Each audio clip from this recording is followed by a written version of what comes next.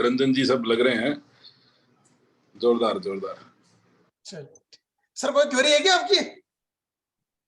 ये तो query resolve करने वालों में है। मुझे भी लग रहा है ये तो सॉल्यूशन प्रोवाइडर है। मैं भी तो वही बोल रहा हूँ ना, मैं तो वही बोल रहा हूँ, क्या तो क्वेरी दे दो या क्वेरी का सॉल्यूशन दे दो, आप ये बोल रहा हूँ। इनको तो पैनल पे ले लो, सारे जवाब दे देंगे। चलिए सर, मैं आगे अगला सवाल ले रहा हूं। मैं नेक्स्ट क्वेश्चन है अभिषेक शुक्ला जी का। नहीं, पहले आईफोन से पूछा हुआ है सर, पहले वो पूछ लेता हूं मैं। In form 9C table 12 is mandatory और ऑप्शनल? मैंडेटरी। चलिए सर, मैंडेटरी है सर। नेक्स्ट क्वेश्चन अभिषेक शुक्ला जी का। इन table number 8G, IGST paid on import of goods is greater than actual ITC claimed on import of goods. Table 6E, difference ITC claimed September 22, but where it is to be shown in GSTR 9? Yes sir, anyone? क्या है question, थोड़ा सा ना technical. हाँ, थोड़ा वो form दोबारा देख लिया मैंने खोल के। तो 9 में सर टेबल 6 में ही जाएगा। जो आपने IGST है, again government has clarified this already via press release in 2019 itself, शायद 4 जून वाला प्रेस रिलीज, जहां उन्होंने कहा कि अगर if it is N import duty you have claimed for example financial year 21-22 का import duty and you have claimed in financial year 22-23, you have to declare the consolidated duty in table 6 itself for the import duty. उससे आपका table 6A में difference जरूर आ जाएगा, that will be a positive difference, but this is what the view as per the press release, ये एक point को clarify किया था government। I have a different view, मतलब मैं तो simply ये कहूँगा जो इस साल का है, जो लिया है वो टेबल नंबर 6 में दिखाओ, जो अगले साल गया है वो टेबल नंबर 13 में दिखाओ। आपको जस्टिफाई करना भी आसान होगा, डिस्कशन कराना भी आसान होगा विभाग। ओके सर, आगे ले सर। मैं रंजन जी की ओपिनियन के साथ जाऊंगा। वहां पर थोड़ा डिस्क्लोजर हो जाता है और क्लैरिटी आ जाती है। बाकी आपका लीगल, मोदी जी, आप क्योंकि मोदी जी हैं तो आप लॉ की बात ज्यादा करेंगे, तो आपका प्रेस रिलीज का बेसिस मैं समझता हूँ, वो आप बहुत बढ़िया आपने ऑब्जर्वेशन दिया सर, बट मेरे को भी पर्सनली लगता है कि we should be separately report. Right, आगे ले सर। जी जी प्लीज। चलिए next question Robin Verma ji का। मैं इसलिए बोल रहा हूँ कि इसकी वजह से में डिफरेंस खड़ा हो जाएगा, फिर वो और परेशान करेगा बाद में। सॉरी भाई साहब। ओके सर, नेक्स्ट क्वेश्चन है सर रोबिन वर्मा जी का। If party is having share market business and also having garment business which is GST registered, now GSTR 9 will be applicable on the basis of turnover of GST firm only? Question mark. हाँ जी, जो shares की trading है, that is neither supply of goods nor supply of services, so would not be subject to tax itself. तो आपकी जो aggregate turnover calculate होगी वो केवल गारमेंट के धंधे के बेस पे। Right, agree. ओके सर, और नेक्स्ट क्वेश्चन रजनी जी का इंदौर से। Is it mandatory to give HSN summary of B2C sales while giving for B2B, और in short HSN summary total should be tallied with the window number 4 of details of outward supplies? एक बारी repeat करो sir. Sir दोबारा repeat कर रहा हूं मैं, एक बार रजनी जी होंगे भी सर, एक सेकंड रुकिए सर। टोटल मेरे हिसाब से मैच करना चाहिए। रजनी जी प्लीज अनम्यूट करें। Better way. Rajni ji please unmute करें। रजनी जी प्लीज अनम्यूट करें। शायद वो अनम्यूट नहीं कर पा रही है। मैं दोबारा पूछता हूं सर उनका question. Is it mandatory to give HSN summary of B2C sales while giving for B2B, और in short HSN summary total should be tallied with the window number 4 of details of outward supplies? Table number 4 नहीं, table number 13 के नीचे एक figure आता है, उससे match होना चाहिए HSN summary. That is 4 plus 10 minus 11. लेकिन B2C की तो नहीं देनी ना, अप टू 5 करोड़। हाँ 5 करोड़ तक नहीं देनी सर। 5 करोड़। चलिए सर आगे ले सर मैं क्वेश्चन। जी जी। नेक्स्ट क्वेश्चन है सर आईफोन से वापस। मार्च 22 का आईटीसी जून 22 के 2B में शो हुआ है, तो हमें जून 22 3B में रिक्लेम किया और सेम अमाउंट रिवर्स, तो GSTR 9 में कैसे दिखाएं? हैं? रिवर्स कर दिया मतलब पहले क्लेम किया फिर रिवर्सल भी दिखा दिया? सर ये भी जो लिखा है सर उन्होंने अंग्रेजी में लिखा है सर, उसको मैं हिंदी करके पढ़ रहा हूँ उसको। चल आप अच्छा किया ना, अंग्रेजी तो वैसे ही मुझे समझ नहीं आती ज्यादा। उसको बोलो भाई साहब। दोबारा एक बार दोबारा। मैं भाई साहब एक सजेशन दे रहा हूँ, जितने भी जो मित्र यहाँ बैठे हैं वो सवाल पूछना चाहते हैं, वो अपना हाथ हैंड रेस कर हैंड ले। रेस करे, हाथ या ऐसे कर दे, मैं देख लूंगा। ऐसे भी ना, ऐसे ना करे, वर्चुअल देख लूंगा, हैंड कोई रेस कर बात दे। नहीं। अरे सर मैं देख लूंगा वो भी, आप तो कर दे एक बार। नितिन जी, तो उससे बेहतर बढ़िया क्लैरिटी के साथ सवाल जवाब हो जाएंगे। नितिन जी अनम्यूट करें, नितिन गुप्ता जी अनम्यूट करें, एक बार दोबारा अनम्यूट करें। जी सर। हाँ जी, एक बार सर सर, वीडियो मेरा- ऑन कर दे, वीडियो ऑन कर दे सर एक बार, क्योंकि अब तो सर नहाने धोने का टाइम तो हो गया जी सर, सर। नहा धो के बैठेंगे अब तो, पक्की बात है। हाँ सर।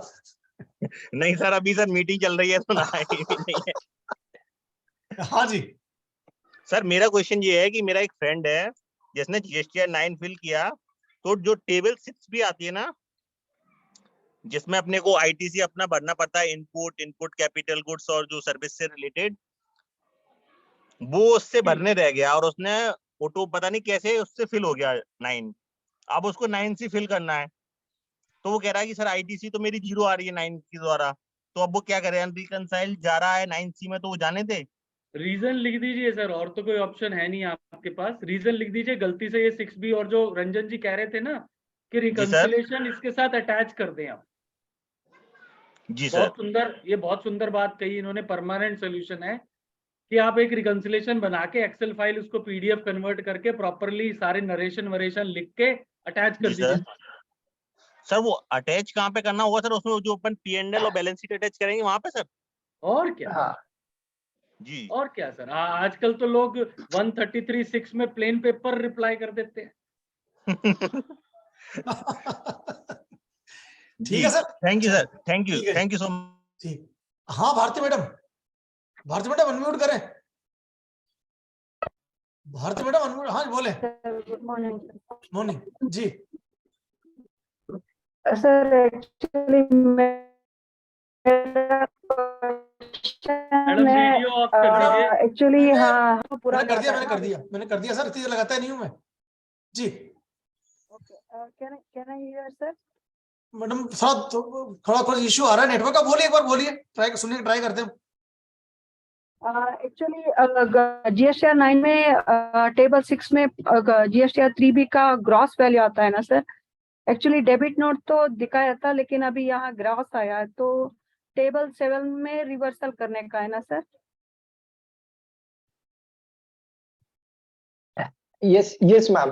वो टेबल आपने जो ये क्वेरी हम पहले ले भी चुके हैं। अगर क्रेडिट नोट का रिवर्सल GSTR 3B में आपने रिवर्सल के अंदर दिखाया, तो यहाँ भी टेबल 7 में जाएगा। अभी क्या होता है, टेबल 8 में एक्चुअली टेबल 6 से वैल्यू आ जाता है, and 2A values also will take from this one.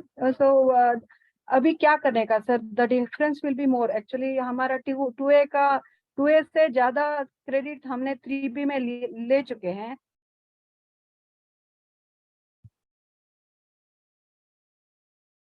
Yes Modi ji. Madam, हाँ मोदी जी। सर जो क्वेरी है मैम के बाद में, वो मैंने ढंग से नहीं सुनी। सर 2A से ज्यादा क्रेडिट वो 3B में ले चुके हैं। हाँ जी, हाँ यही बोला उन्होंने। Yes ma'am. सर हमने 2A से ज्यादा 3B में क्रेडिट ज्यादा ले चुके हैं, और रिवर्सल का इफेक्ट अभी 7th टेबल में दिया, तो भी वो यहाँ नहीं हो जाएगा, टेबल 8 में नहीं आएगा ना वो वैल्यू। अभी वही सेम सवाल है मोदी जी, Yes. जवाब दीजिए ना। हाँ मैम।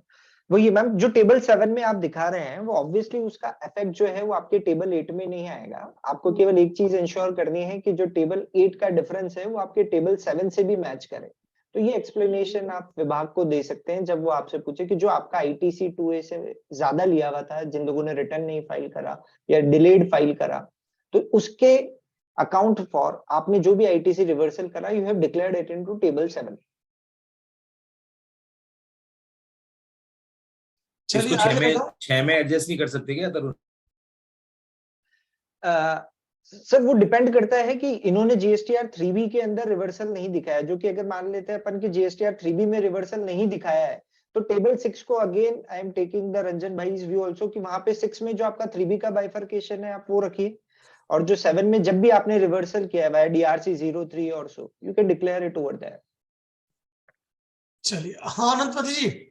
हाँ सर नमस्ते। नमस्ते। सर टेबल 9 के रिगार्डिंग क्वेश्चन है मेरा। टेबल 9 में जो टैक्स पेएबल वाला जो पार्ट है सर, वो करंट ईयर से रिलेटेड वाला ही पार्ट आएगा या जो लास्ट ईयर का अमाउंट पेमेंट किया, क्योंकि वो तो 3B से फिगर आ रही है वहां पे ना, तो लास्ट ईयर की जो गलती रह गई थी अपन ने वो 3B में रिपोर्टिंग करी थी इस साल करंट ईयर में, तो उस वाला अमाउंट भी आ रहा है, और जो एक्स्ट्रा एक्सेस में पेमेंट हो गया था मेरा किसी एक क्लाइंट का, तो वो भी इसमें आ रहा है। तो टैक्स पेएबल में ओनली करंट ईयर की फिगर डालूं या फिर मतलब वो एक्सेस अमाउंट पे हुआ उसको कैसे जस्टिफाई करनी है, वो बता दीजिए। यशस्वी जी, रंजन जी। सर एक क्वेश्चन तो आई गेस पहले ऑलरेडी हो चुका है। Right sir. फर्स्ट क्वेश्चन यही किया था सर वो एक्चुअली मेरा ही क्वेश्चन था, मैंने डाला था, बट मेरी नेटवर्किंग प्रॉब्लम की वजह से मैं बाहर हो गई थी। चलिए सर ये बात कौन सा कोई बात दोबारा सर, कोई बात सबका भला हो जाएगा। हाँ जी रंजन भाई जवाब दीजिए। हाँ मैंने सुना नहीं सर। सर अच्छा इसमें जो आर अरोड़ा जी प्लीज, मेरे हिसाब से तो मैं मेरा व्यू दे देता हूँ, इसमें जो करंट ईयर के टैक्सेस हैं उसी को अपने को यहाँ पे ऐड करना है। This is my view. या अरोड़ा जी देखिए, हाँ बिल्कुल, टेबल 9 में टैक्स पेड आप चेंज कर नहीं सकते। टैक्स पेबल को आप अपने टेबल 4, 5, 10, 11 से मैच कीजिए और उसी को टेबल 9 में टैक्स पेबल को दिखाइए। अगर टैक्स पेबल बढ़ता है टैक्स पेड से तो उसको डीआरसी 03 से पे कर दीजिए। अगर टैक्स पेबल कम है टैक्स पेड से तो वो अगली बार आपके पास रीजन बनी जाएगा और आप उसको रिपोर्टिंग भी कहीं ना कहीं दिखाई रहे होंगे, जैसे आपने जो है टेबल 10 में भी आप उसकी रिपोर्टिंग कर ही रहे होंगे कहीं ना कहीं, तो वो कोई दिक्कत नहीं है। टैक्स पेबल आपका एक्चुअल होना चाहिए, पेड आप बदल। ओके ठीक है सर। ठीक है जी। हाँ अशोक जी, अशोक वर्मा जी। नमस्कार मेरा जी सर, नमस्ते सर। मेरा क्वेश्चन था, हेलो हाँ जी, हाँ जी आवाज? सर, हाँ जी। सर मेरा क्लाइंट पेट्रोल पंप वाला है, नॉन जीएसटी से। अब इसमें जो मैंने टैक्स ऑडिट में टर्नओवर दिखाया है वो गया है नेट ऑफ वेट, और जीएसटीआर 1 में सेल गई है सारी ग्रोथ जो अमाउंट रिसीव हुआ है। तो इसके लिए मुझे कुछ करना है क्या 9 में? नहीं, आपने 1 में दिखाया इंक्लूडिंग वैट, 1 में और बुक्स में दिखाया एक्सक्लूडिंग वैट। Excluding wait. हाँ तो सर टर्नओवर जो है वो तो एक्सक्लूडिंग वैट ही है। जी तो आप अपने 9 को करेक्ट कीजिए और जो भी अदर देन वैट कलेक्शन है, मतलब 100 रुपए आपने कलेक्ट किया और उसने आपने बैकवर्ड कैलकुलेशन के हिसाब से आपने उस पर वैट अलग बनाया और टर्नओवर अलग बनाया, ऐसे ही किया होगा ना आपने वर्मा जी? जी जी। हाँ तो आप जितना आपका नेट ऑफ वैट है उतना ही 1 में दिखाइए। आप ठीक कर दीजिए टेबल 5 को। टेबल 5 को ठीक करना है। और साथ में सर मेरे पास जो है ऑयल का क्रेडिट ले रखा है मैंने, और साथ में जो ऑयल के अलावा क्रेडिट था वो मैंने पूरा का पूरा दिसंबर के 3B में रिवर्स कर दिया है। तो उसके लिए कुछ करना है क्या 9 में? ये दोबारा बोल दीजिए सर, थोड़ा सा मैं तो मिस कर गया। सर मेरा लगभग 1,33,000 का क्रेडिट था overall total, non GST item है और साथ में ऑयल जीएसटी आइटम है। तो ऑयल पर तो टैक्स लगाते होंगे ना आप, लुब्रिकेंट्स वगैरह पे? मैंने ऑयल का क्रेडिट छोड़ के अदर देन ऑयल का जो क्रेडिट था पेट्रोल पंप के मामले में वो सारा का सारा रिवर्स कर दिया दिसंबर 21 में। उसमें 19-20 का भी था, 20-21 का भी था और 21-22 का भी था। तो उसके लिए मुझे कुछ दिखाना रहेगा क्या नाइन में? आपने 3B में रिवर्सल नहीं किया? नहीं, 3 दिसंबर में मैंने रिवर्स कर दिया पूरा का पूरा। दिसंबर 21 अब में तो किया मैंने- तो वो आपके यहाँ तो आ ही जाएगा। अब हाँ वो आ रहा है टैक्स पेड में। कहाँ आ रहा है? जहाँ पर रिवर्सल दिख नहीं रहा है 9 में कहीं भी, बस जो टैक्स पेड का अमाउंट है ना, मेरा टैक्स पेड बहुत कम है, लगभग 4000 का टैक्स पेड है ऑयल पे। और जो नेट कौन सा टेबल है उसमें जहाँ टैक्स पेमेंट की डिटेल आती है उसमें पूरा का पूरा आ रहा है 1 लाख कुछ का टैक्स पेड। तो सिंप्लीफाई दिस क्वेश्चन, एक्चुअली क्या है कि जो इन्होंने आईटीसी रिवर्सल करा दिसंबर 21 में, इन्होंने 19, 20, 20, 21 दोनों आईटीसी दिसंबर 21 के जीएसटीआर 3B में रिवर्स करा, क्योंकि जब ये आईटीसी इन्होंने लिया तो इनके आउटपुट टैक्स लायबिलिटी के अगेंस्ट यूज कर लिया था। तो जब दिसंबर 21 में इन्होंने रिवर्स करा, उसका पेमेंट इन्होंने कैश लेजर से करा, और क्योंकि इसका पेमेंट कैश लेजर से हुआ, तो अभी की जो टेबल 9 के अंदर टैक्स पेड है उसमें ये पेड वाला अमाउंट इनके आउटपुट लायबिलिटी से ज्यादा आ रहा है। ये क्वेश्चन है ऐसा सर। ही है सर, आपका रिवर्सल कैश से किया है? नहीं, कैश से नहीं, जो क्रेडिट पड़ी थी उसमें से। वो टैक्स पेड कोई में बात तो बनती क्रेडिट वही है जो मोदी जी कह रहे हैं, उसके अलावा तो आपका टैक्स पेबल में पैसा, टैक्स पेड में पैसा ज्यादा कैसे आएगा? हाँ हाँ, अब वो सर क्या है कि कल गिरा भी तो मैं पूरा अमाउंट आपको बताता। बाकी ठीक है, मेरा रिजोल्व हो गया। मुझे 9 में कहीं दिखाना तो नहीं उसको, और भी जो 20, 21, 19, 20 का रिवर्स करा है, क्योंकि उसके लिए कहीं ऑप्शन आ नहीं रहा है रिवर्स का। आप कहाँ, कौन से स्टेशन पे हैं आप? मैं सीहोर कहाँ?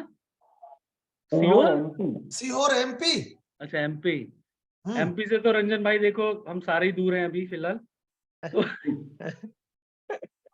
तो आप जयपुर फिर भी नजदीक पड़ेगा, आप चिट्ठी जयपुर भेजिए, जयपुर वाले मदद करेंगे। ओके ठीक है sir, thank you. Okay, Naveen ji unmute करें, नवीन जी अनम्यूट करें एक बार। Yes sir. यस सर, बोलिए।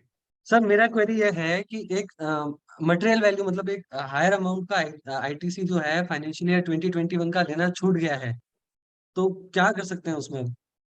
टेक्निकली तो हम नहीं ले सकते हैं, बट अगर क्लेम करके फिर बाद में केस लड़ने के अलावा कोई ऑप्शन नहीं रहेगा। जेन्युइन है, एवरीथिंग इज जेन्युइन। कितना वैल्यू है? सर 20 लाख के आसपास का है। और वो अप्रैल से सितंबर का वैल्यू 20 लाख से ज्यादा था, कम था? सर मार्च का था, एक ही महीने का था। नहीं, अगले साल और अप्रैल पूछ से रहे हैं। नहीं सितंबर नहीं, का ज्यादा था, वो देख लिया सर, वो कम था। कम था, फिर कुछ नहीं हाँ, कर हाँ।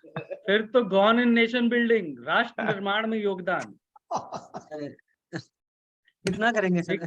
देखिए मेरा पर्सनल व्यू है कि रिट में भी कुछ नहीं होने वाला है इसका, 16/4 का कुछ नहीं होने। ओके 16/4 में देखिए वी हैव सम व्यूज। देखिए अगर आपका मतलब क्लाइंट लड़ने के लिए तैयार है ना, then in that case you must ask him and you must take that credit, right? 16/4 में मैं एक व्यू बोलता हूँ that we are taking this view and we are fighting this matter in Rajasthan High Court also, that section 41, section 38 और section 16, ये तीनों को जब आप पढ़ेंगे तो there is a clear cut differentiation between two regimes, ITC taken and ITC availed. They are two separate things. And ITC taken historically excise regime से भी अगर आप पढ़कर आएंगे तो वो जो RG 23 में लेने वाली बात थी ना, विभाग उसको एक्सेप्ट करता है, कोर्ट्स भी उसको एक्सेप्ट करती है. So we are going by this particular view that in case if you have taken the credit in your books of accounts within the provided time, then if you have availed it later in your returns, then there is no problem. Section 16(4) does not create any bar on it. आपने इतना बड़ा observation जो है public platform पर दे दिया, फिर हम fees कैसे लेंगे? बताएंगे जब भी तो ड्राफ्ट करने की फीस लेंगे sir. I have this observation, but Delhi में हमारे जैसे, मैं नाम भी लेता हूँ, मेरे मेंटर है राकेश गर्ग साहब, शायद आपने सुना हो, वैट के बहुत बड़े ज्ञाता थे, अब भी जीएसटी पे बहुत अच्छी किताबें आती हैं उनका। मैंने ये बात उनसे शेयर की तो उनका व्यू था कि नहीं भाई, टेकन जो है would not suffice, would not survive, but taken, लेकिन अशोक बत्रा जी जो हमारे यहाँ पर हैं दिल्ली में, वो कहते हैं नहीं, taken can be as a basis for claiming credit for 16(4) in the books of accounts. तो खैर this needs to be seen sir. 20 lakh का है सर, रंजन भाई को पकड़ लीजिए सर, ये 5 लाख फीस लेते हैं, बाकी 15 बचवा देंगे।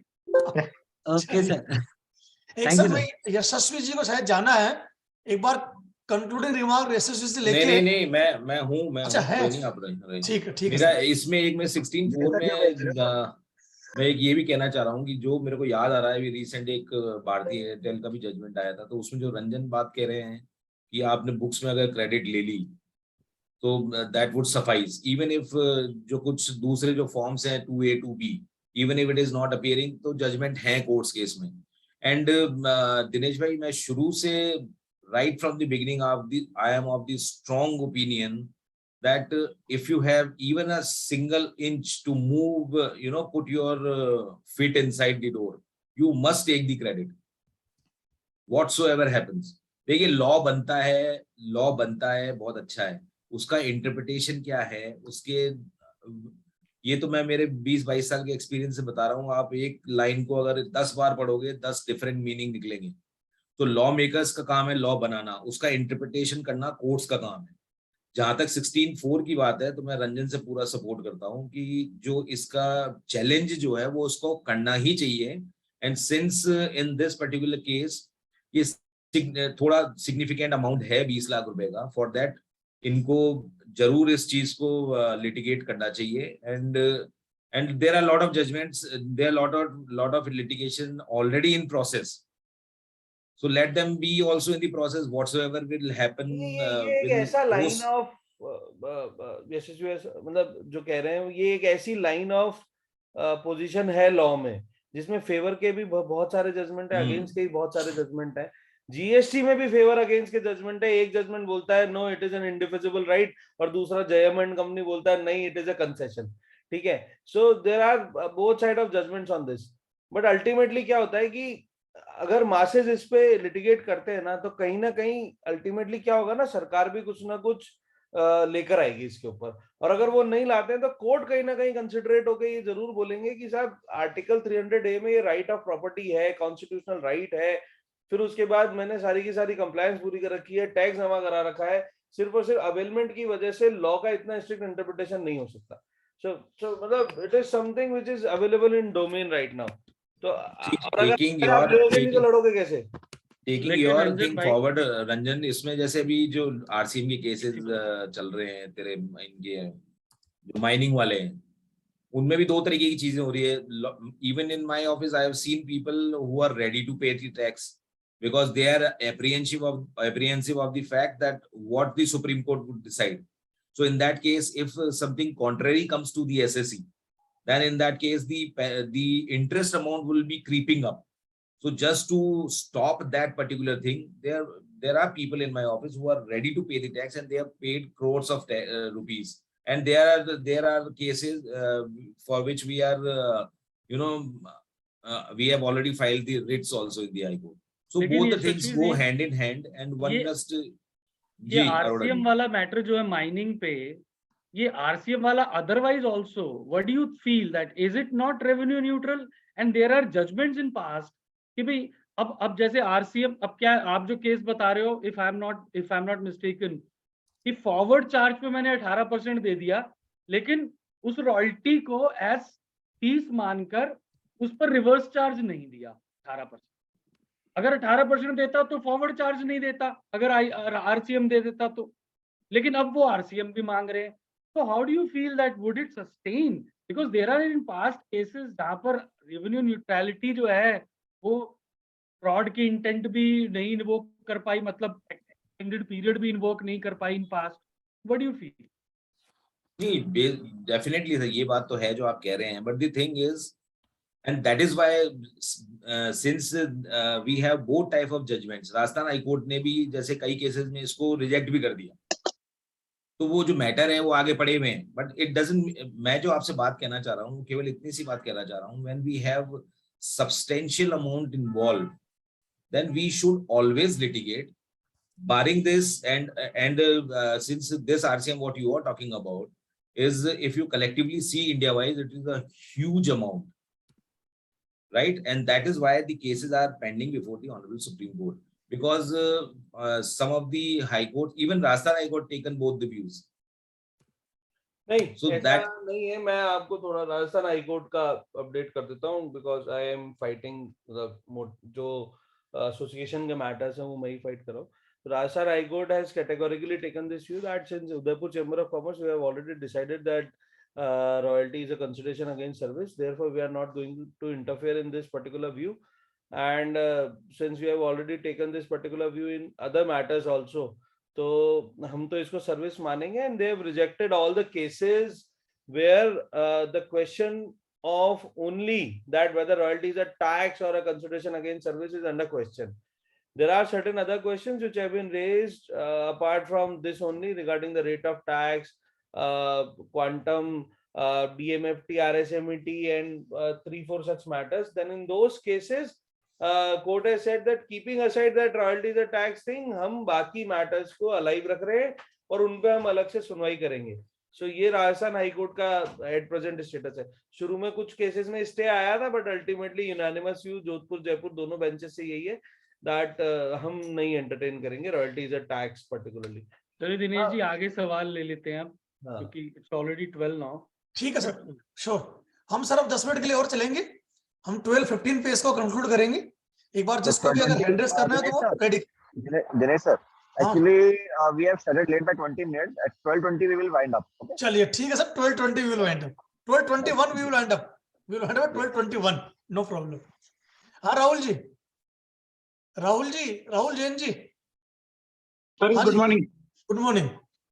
सर मेरा क्वेश्चन ये है कि एक मेरा क्लाइंट है ना, वो दिसंबर तक 1.5 करोड़ कंपोजिशन में था, उसके बाद जनवरी से वो रेगुलर हो गया और उसका टर्नओवर 2.5 करोड़ है. तो GST 9(9)C लगेगा या 9(A) भी भरना पड़ेगा?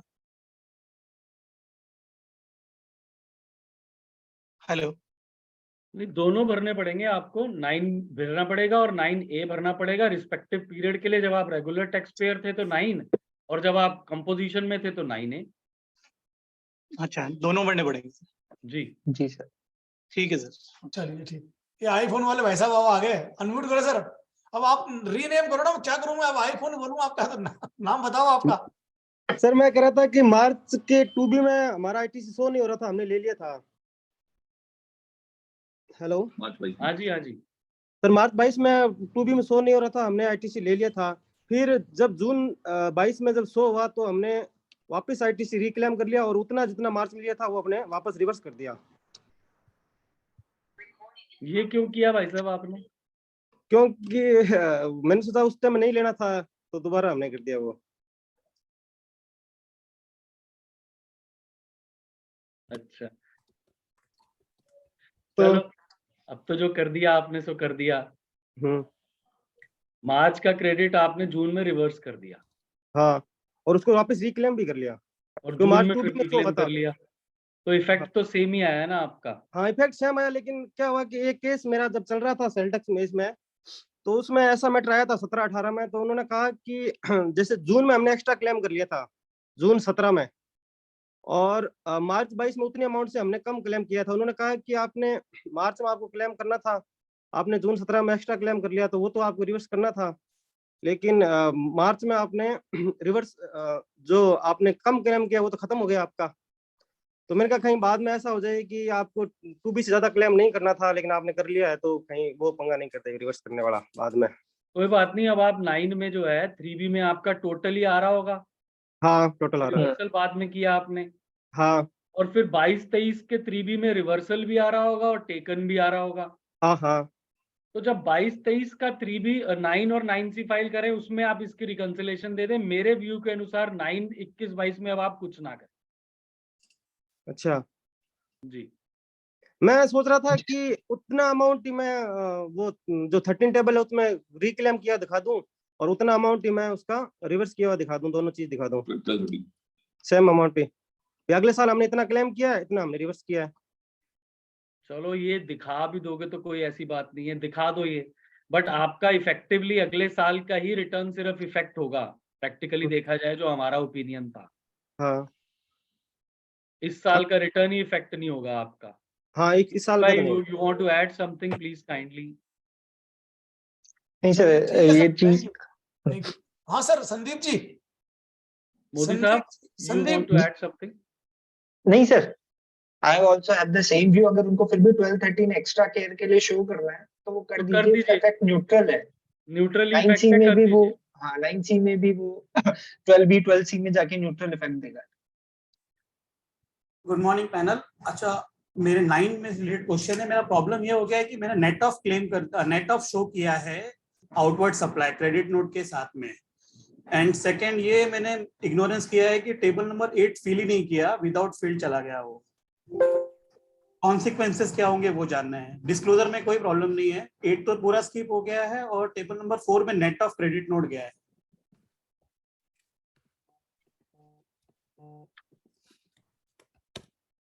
Yes sir, anyone? सर 8 के अंदर केवल 8, हाँ हाँ हाँ तरुण भाई। बाकी तो दोनों टेबल्स वैसे भी ऑटो पॉपुलेटेड है। तो टेबल नंबर 4 में तो नेट ऑफ शो किया है मैंने। हाँ वो आउटवर्ड सप्लाई के लिए हो गया सर। हाँ, तो और सेकंड अपना आईटीसी में जो 2A से डिस्क्लोजर पर्सपेक्टिव है खाली, और 2A से जो आता है क्लेम किया नेक्स्ट ईयर, वो हमने भरा ही नहीं है। 8C और टेबल 13 दोनों में 13 तो भरा है हमने, 13 भरा है, ओनली 8 स्किप हो गया पूरा। नेक्स्ट ईयर क्लेम 13 में गया है, खाली 8 पूरा तो कोई बात नहीं, वही अगेन आप टेबल जीएसटीआर 9C में टेबल 12 में डिक्लेयर कर दीजिए, और वहां पे जो आपका एक्सप्लेनेशन है वो एक्सप्लेनेशन भी 9C में आप अपलोड कर दीजिए। There is not a significant issue into that. जो रंजन भाई ने पहले बताया, you can upload your clarifications on to that. तो 12C आपके 9C में 12C टेबल 13 से पिकअप हो जाएगी, वहां पे आप पूरा एक्सप्लेनेशन दे सकते हैं आपका।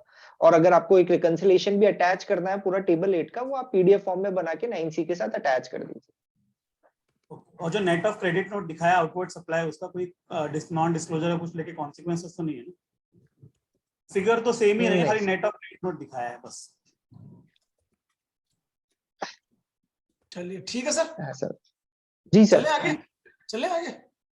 जी सर। हाँ Vikas ji, Vikas ji. Morning sir, morning. एक मिनट विकास, विशाल वधवा जी अगर आप हो तो प्लीज अनम्यूट करें आप भी। विशाल वधवा जी अगर आप हो तो अनम्यूट करें। हाँ Vikas ji. Good morning sir. हाँ जी।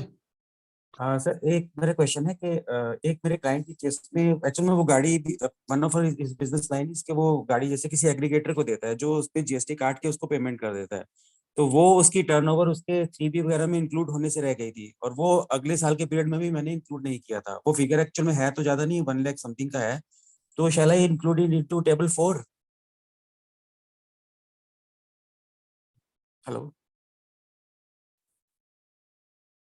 हेलो। टेबल 4 में इंक्लूड कर दीजिए, आप कोई प्रॉब्लम नहीं है। जहाँ रेगुलर सप्लाई आप कर रहे हैं जी वहाँ पे इंक्लूड कर दो। और सर सेकंड क्वेश्चन है, एक्चुअल में उसमें हो क्या रहा है कि उसका टेबल 4 में जो टैक्स लायबिलिटी ऑटोमेटिक फील्ड होके आ रही है वो टेबल 9 से मैच नहीं कर रही है, और टेबल 9 में उसने जो लायबिलिटी उसी को पे ऑफ करके वहां पे तो वो हो रहा है, बट वो मैच नहीं कर रहा है, बल्कि 3B से मैंने इंडिविजुअली पर मंथ उसको मैच करा रखा था, बट वो ये दोनों आपस में मैच नहीं कर रहे हैं जो ऑटो फील्ड फिगर उसके अंदर आ रही है। अब अगर मैं वहां पे फिगर टेबल 9 में वो आउटवर्ड लायबिलिटी चेंज कर दूंगा तो जो इनपुट है वो तो मैं चेंज नहीं कर, जो मतलब जो उसकी पेमेंट डिटेल है वो तो चेंज नहीं हो पाएगी, हालांकि जो मेरी आउटवर्ड लायबिलिटी है वो कम ही है उससे जो उसके अंदर आ रही है।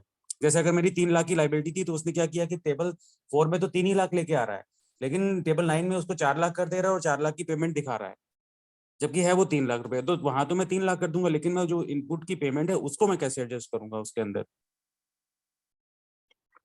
सर ये 1 लाख का पेमेंट आपके इनपुट रिवर्सल की वजह से ज्यादा आ रहा है टेबल 9 में? नहीं, अच्छा हेलो हेलो जी विकास जी। हेलो विकास जी एक मिनट रुको, म्यूट हो गए। हाँ Vikas ji, am I audible? Yes yes yes you are audible. मेरे को आवाज हेलो। बोलिए बोलिए। हाँ विकास जी सुन रहे हैं, बोलिए। दूसरा ये इसी के साथ में एक प्रॉब्लम ये भी थी कि जैसे टेबल 6 में ये जो इनपुट उठाता है ये 3B के ए वाले पार्ट से उठा लेता है विदाउट नेट ऑफ को, जो हमने क्रेडिट नोट का वहां पे रिवर्सल कर रखा होता है, तो उसके लिए शायद उसको हमें टेबल 7 में भरना है, बट जब मैं उसको भरता हूँ तो मेरी टेबल ए से भी उसका मिसमैच हो जा रहा होता है, उसको ये इशू भी मेरा है। We discussed this already. Actual में सर मैं थोड़ा लेट हो गया इसको ज्वाइन करने। सर ये कोई प्रॉब्लम नहीं है, आपके टेबल 8 में जो डिफरेंस आ रहा है वो टेबल 7 से मैच होगा, तो वो एक्सप्लेनेशन आप कभी भी डिपार्टमेंट को दे सकते हैं, नो इश्यूज विद दैट। वो टेबल ए रिवर्सल टेबल 3B वाला जो रिवर्सल है वो टेबल 7 में जाएगा, कोई प्रॉब्लम नहीं है सर। और सर ये वाला जो टेबल 4 और टेबल 9 में जो मिसमैच आ रहा है सर टेबल 4 का टैक्स पेबल आप आपका एक्चुअल टेबल 4 के अंदर तो आप बुक्स वाला टैक्स पेबल डाल ही रहे हैं, टेबल 9 के अंदर भी जो टैक्स पेबल है let it be from the table 4 that will be the actual tax payable, और जो टैक्स पेड है वो आपके आईटीसी रिवर्सल की वजह से ज्यादा रहेगा, तो that is not an issue. Tax paid वैसे भी चेंज तो कर नहीं सकते हम, बट टैक्स पेबल को आप आपके आउटपुट टैक्स लायबिलिटी के अकॉर्डिंगली रखिए। Okay sir, thank you. चलिए ठीक है सर, थैंक यू। हाँ Sumit ji, Sumit Sharma ji, sir video on कर ले पॉसिबल हो तो।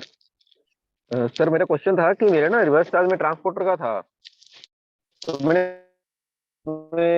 मेरी R1 में फाइल कर दिया था मार्च तक, और 2 करोड़ की मैं फाइल करनी रहेगी रिवर्स चार्ज में ना, उसको मैंने सितंबर में फाइल किया है। मेरा जो मेरी सेल थी ना उसमें रिवर्स चार्ज में मैंने फाइल कर दी, अभी वो मुझे टेबल 10 में फाइल करना है या 4 में इसको करूँ सर? आप तो रिवर्स चार्ज के सप्लायर हो ना? हाँ जी, रिवर्स चार्ज का सप्लायर है सर। आपको तो केवल टेबल नंबर 5 भरनी है, टेबल नंबर 5 में जो फिगर है टोटल भर दो।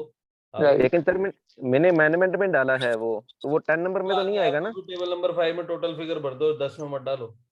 10 में ठीक फिर है। टैक्स पेड नहीं होगा ना आपके पास, टैक्स पेड नहीं आएगा सर, बिल्कुल कोई मतलब नहीं। 5 में डालो, सारा का सारा फिगर 5 में डाल दो, कोई सवाल नहीं पूछेगा। Okay sir, thank you. Okay हाँ ऋषभ जी अनम्यूट करें। सर मेरी क्वेरी 2 है सर। एक मेरी क्वेरी है कि अगर टेबल नंबर आपका सर हमारा सिर्फ रिवर्सल है इस बार, अगर नेक्स्ट फाइनेंशियल ईयर में मेरा सिर्फ रिवर्सल है, तो क्या टेबल नंबर 8C में नेगेटिव फिगर्स में डाल सकता हूँ फॉर नेक्स्ट फाइनेंशियल ईयर? वहां पे अवेलमेंट कहता है लेकिन मेरा सिर्फ रिवर्सल है। और टेबल नंबर 12C में भी जहां पे आता है कि availment in next financial year 9C table, तो क्या वहां पे मैं नेगेटिव फिगर्स डाल सकता हूँ? दोनों ही नेगेटिव ले लेती है, डाल सकते हैं। 9C दोनों ले रहे हैं sir negative figures. Okay sir. Sir दूसरी क्वेरी मेरी ये है कि जैसे कभी होता है कि किसी एक हेड में, फॉर एग्जांपल आईजीएसटी में मेरा आईटीसी अवेलमेंट से ज्यादा रिवर्सल है, फॉर एग्जांपल मेरा आईजीएसटी में रिवर्सल ज्यादा है, तो टेबल नंबर 9 में वो उसकी लायबिलिटी दिखाता है। टेबल नंबर 9 के पेबल में भी ऐसा ही है, 3B के अंदर भी ऐसा ही होता है, इसलिए लायबिलिटी दिखाता है। आपको उससे डरने की कोई जरूरत नहीं। ठीक, थैंक यू सर। हाँ You Priyanka can ji, continue with it. Priyanka ji. Hello, हाँ जी सर, गुड आफ्टरनून। तो मेरी हाँ ना जी। 3 छोटी छोटी सी क्वेरीज हैं। एक है हमारे ना क्लाइंट है, उन्होंने लास्ट ईयर की जीएसटीआर नहीं फाइल करी, तो मैं क्या ऐसा कर सकती हूँ कि इस साल की पहले फाइल कर दूं और लास्ट ईयर की फिर कर लूं? मतलब ब्लॉक तो नहीं हो जाएगा कहीं पिछले साल का? नहीं, ऐसा कर ही नहीं सकते। कभी ऐसा कर सकते हैं सर? ट्राई नहीं है कभी ऐसा, आप ट्राई करके देख लो। मतलब ऐसा तो नहीं होगा कि लास्ट ईयर का ब्लॉक हो जाए? मतलब फिर नहीं, पिछले साल की आप पहले की। हमें बता देना कि क्या होता है। ठीक है। दूसरी है कि जीएसटीआर 9 में ना समरी में जब मैं एक्सपोर्ट की डिटेल डालती हूँ तो रेट मांगते हैं, तो वहां पे मैं एक्सपोर्ट का रेट 0% डालूं या जो मेरा प्रोडक्ट का रेट है जैसे 18% है तो वो डालूं? एक्चुअल जो रेट है एक्चुअल डालूं ना? ठीक है। और एक और है कि जो मैं ये डालती हूँ ना टर्नओवर की डिटेल, फाइनेंशियल स्टेटमेंट का जो टर्नओवर मांगता है 9C में, वहां पे मेरे को सिर्फ रेवेन्यू फ्रॉम ऑपरेशन डालूं या रेवेन्यू फ्रॉम ऑपरेशन प्लस जो मेरी अदर सोर्सेज इनकम, मतलब जो एक्चुअल जो मेरा आ रहा है वो डालूं? डिपेंड करता है आपको कैसे दिखाना है। अगर मान लीजिए आपके पास प्रॉफिट एंड लॉस में रेवेन्यू फ्रॉम ऑपरेशन प्रोमिनेंटली दिख रहा है, ठीक है, और आप चाहते हो कि साहब मैं तो पहली बार अगर कोई मेरे से रिकंसिलिएशन समझे तो मैं दिखाऊं, देखो साहब ये फिगर, देखो ये टैली हो गया यहाँ से यहाँ, जब तो आप रेवेन्यू फ्रॉम ऑपरेशन दिखाओ। नहीं तो अगर मान लो आपका प्रॉफिट एंड लॉस अकाउंट उस टाइप का बना हुआ है जो हॉरिजॉन्टल फॉर्मेट होते हैं, तो वहां पे टोटल अमाउंट आप दिखा सकते हो। मतलब that's your choice actually, but आपको कन्वीनियंस ध्यान में रखनी है कि जिस ऑफिसर को आप समझाने वाले हो वो कितना समझदार होने वाला है, मैं उसके हिसाब से दिखाऊं। ओके, कहीं मतलब क्वेरी तो नहीं आ जाएगी कि मैं इसमें टर्नओवर ज्यादा दिखा दूं तो कहीं जीएसटीआर में आपकी है ही नहीं करके? नहीं, वो तो अगर आप ज्यादा दिखा दोगे तो आप रिकंसिलेशन में रीजन तो दोगे ना कि भी वहां ज्यादा क्यों है और 9 में कम क्यों है, उसके रीजन दोगे आप, तो भी कोई प्रॉब्लम नहीं आएगी। ओके ठीक है sir, thank you so much sir. Thank you sir. एक लास्ट क्वेश्चन ले रहा हूँ अखिलेश जैन जी का, उसके बाद में कुछ सर्कुलर आया होगा, हमारा अमित जी कह रहे हैं कोई 3 को सर्कुलर आया होगा, उसमें आप कुछ बोल के 2 मिनट का आपका कंक्लूजन रिमार्क लेके हम इसको हैंड अप करेंगे। Akhilesh ji last question. आपने बोला नहीं था, वो पढ़कर तो आया नहीं मैं। कोई बात नहीं सर, अभी 4 लोग बैठे हुए सर, कोई बोल दे। भाई साहब 2-2 मिनट आपको पढ़ने की जरूरत क्या है अरोड़ा जी, आप तो बनाने वालों में से हो। ये लो हाँ, 2-2 मिनट के सर्कुलर है नहीं वो। हेलो, हाँ वो 2-2 मिनट में सिर्फ इतना, जैसे यशस्वी भाई ने कहा ना कि भाई हाँ। कानून से बहुत हाँ। परे हैं वो, पर कानून से बहुत परे वाकई हैं। में पढ़े हैं हम। और रूल्स आप देखेंगे तो रूल्स की डिबेट के लिए पूरा एक दिन चाहिए आपको। अच्छे सर्कुलर है वो तो, एसएससी फेवर्ड है।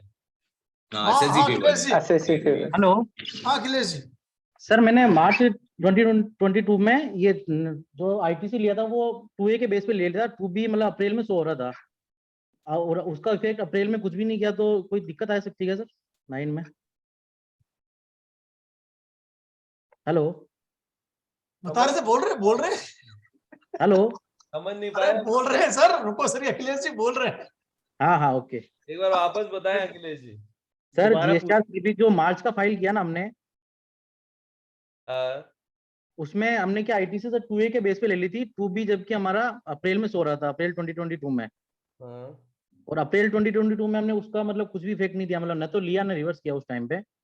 तो सर 9 में कुछ एडजस्टमेंट करने की जरूरत है या मतलब उसको नहीं है ना? कुछ मत नहीं करो, है सर। वो ब्याज के लिए तैयार रहना भविष्य में।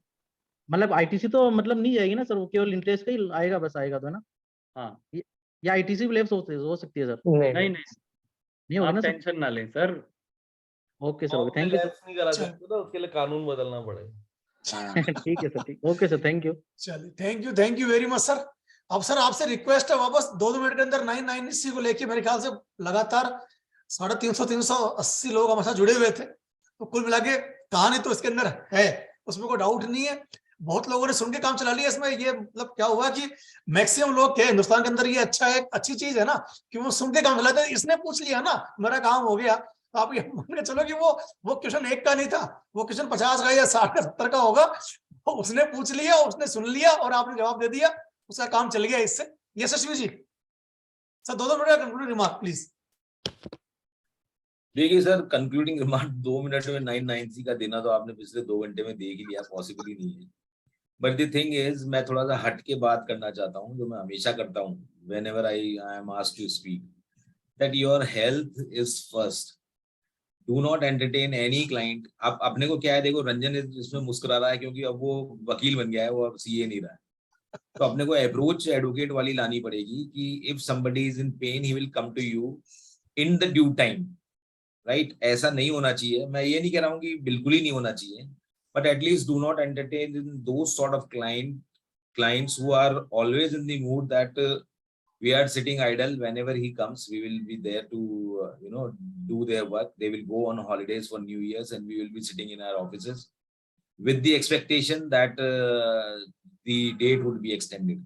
So do not do that. Don't do that at all, because there are so many things in life which we have seen in last 2 years कि हमारे प्रोफेशन के अलावा भी हमारी एक पर्सनल लाइफ भी है, आपको उसको भी पूरा टाइम देना है।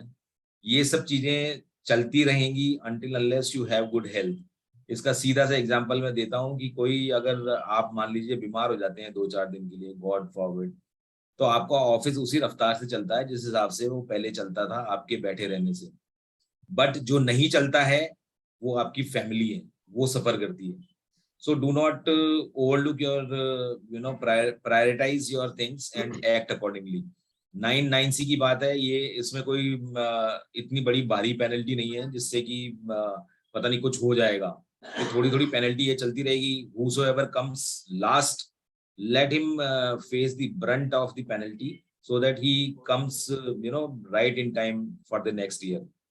And as far as the declarations in these forms are concerned, to the best of your information, to the best of your knowledge, just declare whatsoever you want to declare.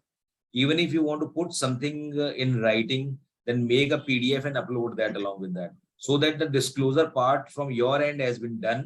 And whenever and whatsoever comes in future, that will be duly taken care of at that time. So we need not be panic about it. Just do your duties and perform it to the best you can. That is what I can suggest to my fellow colleagues. Thank you, sir. Thank you very much sir. बिल्कुल मैं इसको exactly उसी sense में कहूंगा कि जिस तरह से वो लास्ट मोमेंट में आ रहा है उस तरह से आप भी बिल्कुल कंफर्ट लेवल में रहे। ठीक है जी, नहीं ठीक है जी, हो जाएगा, ठीक है ना। मतलब कैसे इस कंफर्ट को हमको रखना पड़ेगा। और परफेक्टली बोला आपने कि हम हैं तो सब कुछ है, अगर हम ही नहीं रहेंगे तो क्या रहेगा। और हम है परिवार से ही। हाँ सर, रंजन जी। यस भाई साहब, 9 से ठीक है, मतलब आई पर्सनली फील कि रिकंसिलिएशन फॉर्म ही है, इसको लेके वैसे भी कोई बहुत ज्यादा स्ट्रेस लेने की जरूरत नहीं है।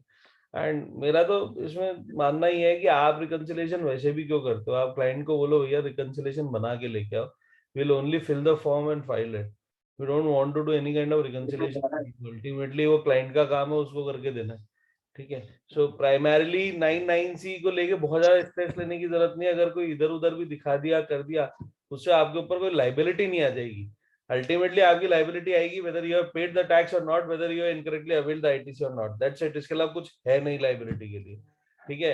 और अगर वो आपने अपने रिटर्नों में ठीक से भरा हुआ है तो कोई दिक्कत है नहीं। अपार्ट फ्रॉम दिस भाई साहब मैंने आपको वो टेम्पलेट व्हाट्सएप कर दिया है, तो इन केस अगर कोई पार्टिसिपेंट को रिक्वायर्ड हो और कोई आपसे कनेक्ट करे तो आप प्लीज भेज दीजिएगा, या अगर कोई तरीके से आप कोई जगह अपलोड कर सकते हैं तो वो आप देख सकते हैं आपको कैसे। Sure sir, sure, thank you very much. Arora ji आप लास्ट में लेऊंगा, स्टार्ट करा था आपने, लास्ट पे लेऊंगा। हाँ तरुण भाई, मुझे समझ में आ गया था। हाँ तरुण भाई। Sir very well concluded by Yashasvi ji and Ranjan भाई। सो 9 एंड 9C को लेके सर बहुत बड़ा डर और हवा बनाने की जरूरत नहीं है, आराम से take your own time, declare the right things. अगर फिर भी कोई चीज मिस हो जाती है, जो रिटर्न फाइल हो जाता है, तो जैसा अरोड़ा जी सर ने कहा था, अब उसको डिस्कस ना करें, दिवाली के पटाखे छूटने दें, उसका आराम से एंजॉयमेंट लें। अब उसको डिस्कशन करके 31 की रात को मत सोचा यार टेबल 6 में गलत इनपुट चली गई, जो भर गया वो भर गया। अब जो आप भर रहे हैं उसको ध्यान से भरें। 9 एंड 9C के बाद अगर आपने रिटर्न्स टाइम पे भरे हैं, there is nothing much 9 and 9C can do. हाँ, सप्रेशन वाली जो बात थी, एक 9 और 9C आपके लिए मौका है कि अगर कुछ गलतियां पिछले साल के रिटर्न्स में हुई है तो आप उसको सही से डिक्लेयर कर सकते हैं 9 एंड 9C में। Otherwise there is no such big thing in 9 9C। Views diversed हैं, डाइवर्स रहेंगे, इस साल का आप फाइल कर देंगे, सेम क्वेश्चन आपको नेक्स्ट ईयर अगले टाइम भी रीसरफेस होंगे। So don't bother about it, enjoy your time, 9 and 9C अच्छे से फाइल करें, don't bother much. Thank you very much sir. और एक सबसे रिक्वेस्ट है, चैट बॉक्स ओपन है, हमारे चारों सम्मान्य स्पीकर बहुत समय दिया, बहुत प्रिपरेशन भी करते हैं, बहुत मेहनत करे प्रोफेशन के लिए, तो एक बार थैंक्स आपका बनता है। तो चैट बॉक्स ओपन है, क्योंकि देने के लिए मोमेंटो नहीं है, पिलाने के लिए चाय भी नहीं सामने मेरे पास अभी, तो धन्यवाद आप देते हैं, इसमें कोई विवाद नहीं है। अब लास्ट में राजेंद्र अरोड़ा जी कंक्लूसिव रिमार्क तो आपके आएंगे, इसलिए काम आपसे लेगा। अरोड़ा जी। अरे सर, सौभाग्य मेरा, बहुत बहुत धन्यवाद। पहले तो मैं सभी मित्रों का बहुत बहुत आभार व्यक्त करना चाहता हूँ, स्पेशली दिनेश जी भाई साहब का, जिन्होंने ये सम्मान देने की योग्यता समझी, इन्होंने मुझ में, बहुत बहुत धन्यवाद। सभी ब्रांचेस के जो एग्जीक्यूटिव्स हैं उनका बहुत बहुत धन्यवाद। बहुत बहुत धन्यवाद हमारे जो मेंबर्स, हाँ जी, हाँ यस सर, और जो हमारे मेंबर्स यहाँ आए हुए हैं उनका भी बहुत बहुत आभार। GSTR 9 और 9C पर तो हमारे सारे दिग्गज हैं, बहुत ही बढ़िया तरीके से कंक्लूडिंग रिमार्क भी हो गया। आपने एक बात कही थी कि हमारे ब्रांच वाले चाहते हैं कि सर्कुलर्स के ऊपर कोई बात कंक्लूडिंग रिमार्क में बोली जाए, तो फिर मैंने सर्कुलर निकाल ही लिया, इन द मीन टाइम पढ़ लिया, मैंने कहा चलो एक वीडियो भी बना ही दूंगा, अभी इसके ऊपर सोच रहा था। 100 सर्कुलर एक वाला तो मैंने एक वीडियो बनाया जो कि जो 17, 18, 18, 19 के लिए जो 2A और 3B के मिसमैच हैं, उसके लिए एक 10 मिनट का वीडियो बनाया, तो आप लोग मित्र देख सकते हैं उस सर्कुलर को। एक सर्कुलर 184 है, और मैं यहाँ पर फूड फॉर थॉट सबके साथ शेयर करना चाहता हूँ। ये प्लेस ऑफ सप्लाई का है, जहाँ पर ट्रांसपोर्टेशन ऑफ गुड्स की बात होती है, और अगर गुड्स की ट्रांसपोर्टेशन में अगर डेस्टिनेशन गुड्स की जो है वो आउटसाइड इंडिया होती है, तो उसका POS आउटसाइड इंडिया माना जाता है, और सप्लायर और रेसिपिएंट दोनों इंडिया में सिचुएटेड है। जो ट्रांसपोर्टर है वो भी इंडिया में सिचुएटेड है, और जो एक्सपोर्टर है, जो गुड्स को एक्सपोर्ट कर रहा है, वो भी इंडिया में सिचुएटेड है। सर्कुलर 184 जो भी 27 दिसंबर को आया। अब इसमें ये कहा गया, हम सब, हालांकि मेरा पर्सनल व्यू और हमारे जैसे जितने भी मेरे जैसे मित्र हैं हमारे, और हमारे पैनल पे भी जितने लोग माननीय बैठे हैं, वो भी इस बात से अपना इत्तेफाक रखते होंगे, एग्री करते होंगे कि हम लोगों का पहले भी ये व्यू था कि भले ही POS आउटसाइड इंडिया क्यों ना हो, इसका ITC में कहीं रिस्ट्रिक्शन नहीं आएगा। मतलब फॉर एग्जांपल एक एक्सपोर्टर है, वो अपने गुड्स को आउटसाइड इंडिया भेजता है, ट्रांसपोर्टर को या फ्रेट फॉरवर्डर को हायर करता है, वो उससे चार्ज करता है GST, लेकिन उसका POS 12B में एक प्रोवाइजो के माध्यम से IGST एक्ट में उन्होंने कहा कि POS जो होगा वो आउटसाइड इंडिया, जहां पर भी डेस्टिनेशन ऑफ गुड्स होंगे, जो कि नेचुरली आउटसाइड इंडिया वो होगा। तो एक कॉमन क्वेश्चन हमेशा सबके दिमाग में आता था कि भाई अगर पीओएस आउटसाइड इंडिया होगा तो क्या आईटीसी हमें मिलेगा। मैं हमेशा पर्सनली व्यू देता था कि इसमें कोई रिस्ट्रिक्शन ऐसी नहीं है, आईटीसी मिलना चाहिए। और उसमें 184 सर्कुलर में, और रंजन भाई ने बोला भी कि ये फेवरेबल है सेसी के लिए, तो ये आपको क्रेडिट मिलेगा, इसमें कोई समस्या नहीं है। लेकिन यहाँ पर जो मेरे दिमाग में जो बातें, हमारी टीम में हमारी जो बातें बार बार उछल कर आई 184 पढ़ने के बाद, कि अगर POS is not relevant for ITC or the queue has been established by the department by way of this circular, then what would happen when I am sitting in Delhi, my employee went to Bombay and took an hotel and POS is Bombay only, and the GSTIN of mine is used but POS is Maharashtra, would I be able to take credit of that ITC also? Event management company कितना बड़ा धंधा है भारत में, और आने वाले सालों में बहुत बड़ा धंधा बनने वाला है। तो क्या वो इवेंट मैनेजमेंट कंपनी जो बेचारी वो C और S वहां पर होटल्स का लेती थी, या वो जो भी इमूवेबल प्रॉपर्टी से रिलेटेड उसका प्लेस ऑफ सप्लाई वहां पर लोकेशन ऑफ दी प्रॉपर्टी बनता था, उसको क्रेडिट नहीं मिलता था, उसको वहां रजिस्ट्रेशन लेना पड़ता था, या कोई इंटरमीडियरी हायर करना पड़ता था जो कि वो CEO से कंज्यूम कर ले और आई ट्रांसफर कर दे, तो क्या उसको भी उसका क्रेडिट मिलेगा? इस तरह के जितने भी इमूवेबल प्रॉपर्टी से रिलेटेड POS संबंधित समस्याएं आज तक ऑलरेडी हमारे सामने हैं। क्या इस सर्कुलर से हमें कोई फायदा मिलेगा? मैं यहाँ चाहता हूं कि तीनों माननीय सदस्य अपना अपना व्यू जरूर दें, ताकि हमारे मेंबर्स का और पर्सनली मेरा, मैं तो स्टूडेंट हूं ना, तो स्टूडेंट का फायदा तो होना चाहिए, इतने गुरु लोग बैठे हैं। तो गुरुजी ऐसा है, आपके वीडियो देख देख के सीखने वाले लोग हैं। अरे सर अब रही इस पर्टिकुलर पॉइंट की, तो he was just wondering this कि चलिए मैं एक बार को SGST वाला क्लेम छोड़ता हूं, क्योंकि SGST वाले में I have some serious issues regarding the definition of input tax credit as well, but CGST तो डेफिनेटली जस्टिफाई कर दिया, इसने कर दिया। CGST तो इन्होंने पॉकेट में डाल दिया in all those cases wherever the place of supply was in some other state. ठीक है, अब उसके लिए तो ये सर्कुलर हमारे को रेगुलरली यूज करना पड़ेगा। Regarding SGST I have some issues, जब हम 263 पढ़ते हैं इधर और स्टेट टैक्स का भी पढ़ते हैं, बिकॉज अल्टीमेटली जो क्रेडिट है वो मेरे को स्टेट टैक्स वाले लॉ में जाके लेनी है। मैं SGST credit as a CGST या एज अ IGST नहीं ले सकता उस पर्टिकुलर पॉइंट ऑफ टाइम पे। तो S की क्रेडिट को लेके I am somewhat not inclined to accept this particular circular, but C तो बैठ गया। बहुत दिन से ये बातें हो रही थी कि भाई कम से कम C का क्रेडिट तो आपको दे ही देना चाहिए। दे दिया, वो दे दिया इन्होंने, दे दिया वो दे दिया। जी देखिए Arora ji, right from the beginning अगर आप देखेंगे ना, जो एक since I can talk to you in that sense कि जो एक जील थी लॉ की, GST लॉ की, वो था एक सीमलेस फ्लो ऑफ क्रेडिट। तो ये सबसे बड़ा एक ड्रैकोनियन एक ऑब्स्टिकल था, जिसकी आप पर्टिकुलरली 2 इंडस्ट्री जो आपने सबसे बड़ी बात करी, हमारे तो राजस्थान में तो बहुत काम है उसका, तो वो एक बहुत बड़ी प्रॉब्लम थी। जो ये सर्कुलर आपका है, it will definitely be on a better side. And Ranjan ने बिल्कुल इसको बिल्कुल क्रिस्पली पॉइंट आउट किया कि जो क्रेडिट्स के लिए झगड़े हम कर रहे थे, वो एक बड़ा एक, मेरे को नहीं लगता है कि नोइंगली हुआ है या अननोइंगली हुआ, कैसे हुआ, लेकिन ये हो गया। हाँ, उनको हो सकता है कि अपन को सुन के अब उसमें कुछ करने की, मैं भी यही बोलने वाला हूँ कि इस पर ज्यादा बातें करनी नहीं चाहिए, ज्यादा बात नहीं करनी। बात अपने को करनी चाहिए 88C पे, जो बड़ा एक ड्रैकोनियन सा प्रोविजन मुझे लगा जो इन्होंने नया रूल इंसर्ट किया, that is very draconian.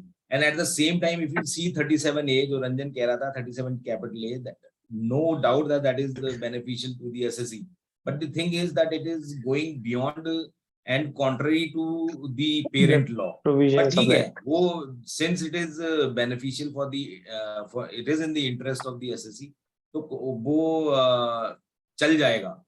but the thing is इसमें आप ये देखें कि how the entire things are working and with what mindset the lawmakers are coming up, क्योंकि जब ये चीजें हम शुरू से उनको कह रहे थे 2016-17 से कि ये चीजें ऐसे होनी चाहिए, ये चीज ऐसे होनी चाहिए, at that time they were, because we were practicing in state VAT at that time, with big time. So we faced all those problems. चाहे वो बिल टू बिल मैचिंग हो, चाहे आपकी एक कोरिलेशन बिठाना हो, चाहे आपका डिस्काउंट हो, जो सेक्शन 15 में ये बात करते हैं, ये सब चीजें शुरू से दिख रही थी कि ये प्रॉब्लमेटिक होंगी.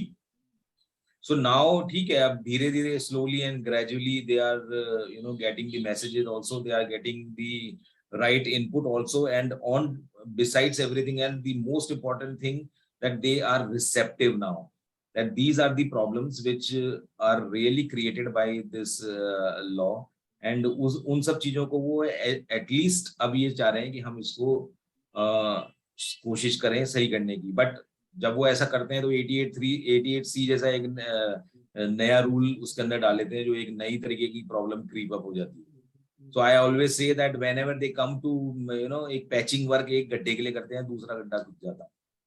So those things, still there are a lot of things which are which may be redrafted in a better way. But certainly what the point what you and Ranjan has raised is very valid, and I think that it is giving boost to it.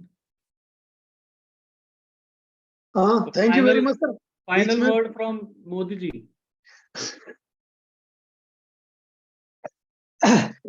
Sir, on to the place of supply issues, बहुत ये जुलाई 2017 से जब से चालू हुआ है, remember the early days, 2017 में जब रंजन भाई से भी एक डिस्कशन होता था, सिमिलर इश्यूज इंटरमीडियरी को लेकर भी आते थे कि एक इंटरमीडियरी है, अमेरिका से ऑस्ट्रेलिया काम करा रहा है, इंडिया में बैठा है, उसको इंटरमीडियरी की डेफिनेशन की वजह से जीएसटी भी देना पड़ रहा है. तो प्लेस ऑफ सप्लाई के बहुत से इश्यूज थे sir. somehow this circular has clarified at least transportation of goods वाले issue, and जो रंजन भाई ने बोला था 263 वाली definition of state tax की state tax is for that relevant particular state, तो SGST लेने में आपको थोड़ी सी वहाँ problem हो सकती है, but CGST is same across the acts, whether it's the CGST act or the respective state acts. तो CGST की eligibility आपको तब भी आती थी. इसमें सर एक रिटर्न फाइलिंग पे जाके I just want to update one thing, अभी भी जब आप सीजीएसटी का क्रेडिट लेने जाएंगे तो टेक्निकली पोर्टल ऐसा इक्विप्ड है कि वो सीजीएसटी के साथ साथ एसजीएसटी की क्रेडिट भी आपकी बढ़ा देगा जब आप सिर्फ सीजीएसटी का लेने जाएंगे. अगेन रिवर्स कर दो यार. हाँ, अगेन वो टेक्निकली आपको देखना पड़ेगा कि आप जितनी ले रहे हैं credit, in reversal you need to put SGST only into the reversal side.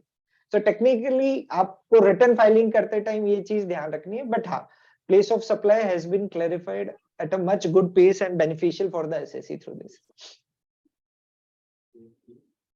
Dinesh ji भाई साहब योग्य सीट पर आकर बैठ गए हैं.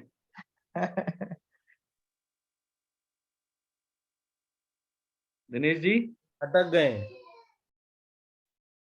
हाँ, मेडिटेशन में चले गए हैं. सेक्रेटरी पुष्प पालावत जी से एक बार वो आए और फॉर्मली वोट ऑफ थैंक्स दें हमारे चारों स्पीकर्स और सारे लिसनर्स को, तरुण भाई, Ranjan Mehta ji, Rajendra Arora ji, Yashwant Sharma ji and all the listeners. जी थैंक यू दिनेश जी. जी सबसे पहले तो मैं दिनेश जी आपका बहुत बहुत धन्यवाद करना चाहूंगा जो आपने इस मौके पर, जो कि 31 दिसंबर है, जो कि मैं कह सकता हूं कि ये मोमेंट ऑफ ट्रूथ है कि जो भी टैक्स पेयर है जीएसटी के, उन्होंने अपनी जो भी आईटीसी हो चाहे आउटवर्ड लाइबिलिटी हो, जो भी मिसमैचेस हैं, जो भी है, सबको रिकंसाइल करके फाइल करना है. तो ऐसे में लास्ट मोमेंट पे जो फाइलिंग पे जो दिक्कतें आ रही हैं, उसके लिए सबके लिए एक बहुत ही बेनिफिशियल सेशन रहा कि सबको अपनी क्वेरी पूछने का अवसर मिला और हाथों हाथ एक्सपर्ट ओपिनियन उस पर लोगों को मिल पाया. तो इसके लिए दिनेश जी मैं आपको बहुत बहुत धन्यवाद करना चाहता हूँ कि आपने इतना इनोवेटिव और इतना अच्छा सेशन बिल्कुल सही मोमेंट पर ऑर्गेनाइज कराया. तो थैंक यू सर. मैं अपने आज के स्पीकर सीए राजेंद्र अरोड़ा जी, सीए रंजन मेहता जी, सीए यशस्वी मेहता शर्मा जी और सीए तरुण मोदी जी, चारों लर्नेड स्पीकर्स का बहुत बहुत धन्यवाद करना चाहता हूं कि उन्होंने हमारे लिसनर्स की क्वेरीज को बहुत ही अच्छे से और अपने एक्सपर्ट ओपिनियन से सॉल्व करा.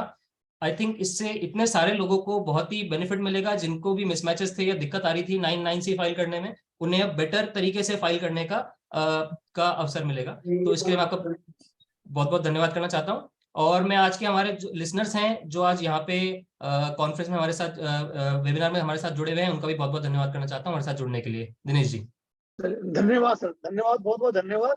अब संभालो, 31 के अभी 1.5 दिन बाकी है, वो संभालो सब मिलके. Thank you very much. और दिनेश जी आपका बहुत धन्यवाद जयपुर वासियों के बीच में दिल्ली वालों को लाने के लिए. Thank you sir, thank you very much, thank you. धन्यवाद। Thank you to all the Thank you, learned sir. speakers. Thank you so much. Thanks to all the learned speakers. Naman Thank you, Naman Dinesh sir. Thank you, thank members. You, Thank you. Thank you, thank you. Sir and कर दीजिए अब आप।